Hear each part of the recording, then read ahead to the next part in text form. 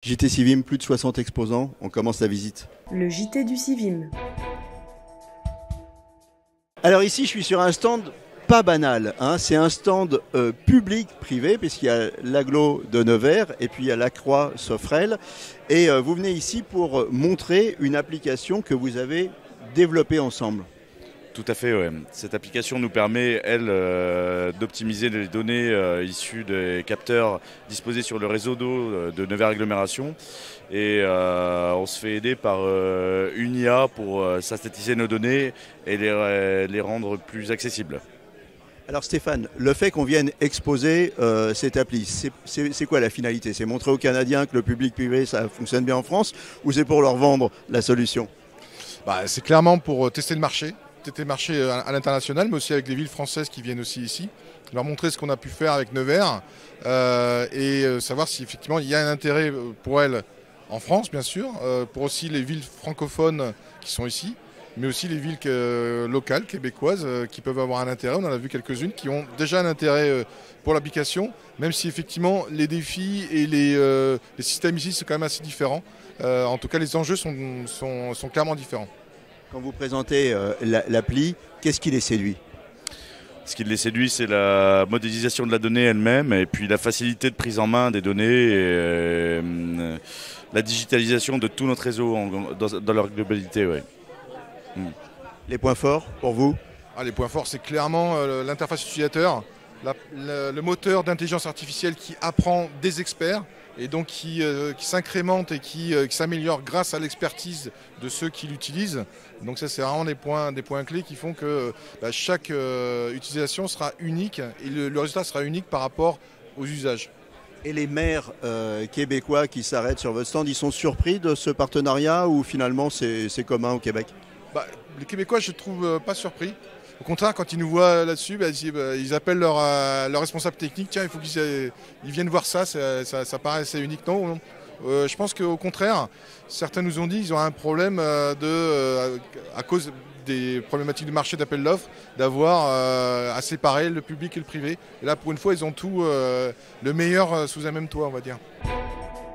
Ceci est le joystick d'un appareil, d'un engin de travail et de secours totalement innovant, n'est-ce pas Louis?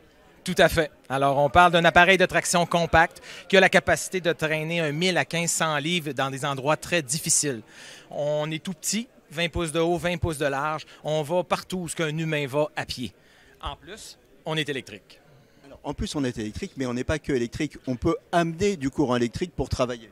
Et voilà, c'est exactement ça. On est un bloc d'alimentation mobile. Donc, on peut traîner les batteries avec la mobilité de la machine et en plus fournir du courant domestique à n'importe quel outil qu'on a besoin pour travailler dans les régions éloignées, dans les secteurs éloignés.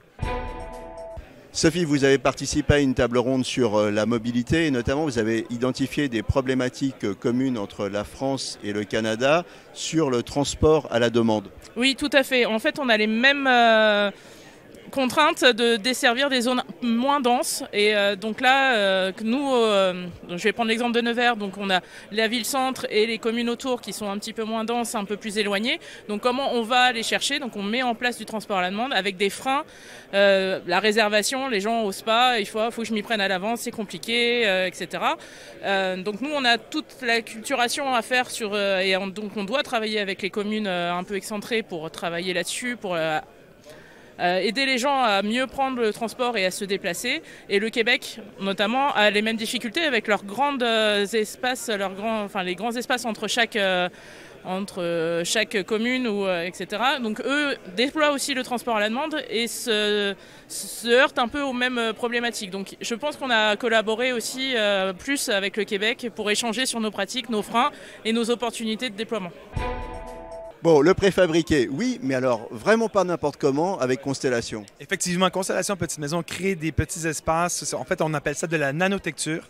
Donc, on a 4 préceptes: éco-responsabilité, préfabrication, autosuffisance et aussi un volet architecture innovante. Alors, la nanotecture, c'est de la petite architecture, mais de la belle architecture. Effectivement, on peut avoir des petits espaces ultra fonctionnels, mais tout en gardant un confort. Donc, l'ensemble de nos structures sont éco-responsables à travers le choix du bois, mais aussi la structure elle-même, elle est 100% recyclable grâce à une technologie SIP, Structural Insulated Panels. Et ça? On a gagné le premier prix Ose entreprendre pour la start-up au Québec 2022. Donc, on est extrêmement fiers dans la catégorie transformation, production et exploitation. Voilà, merci. Le JT du Civim.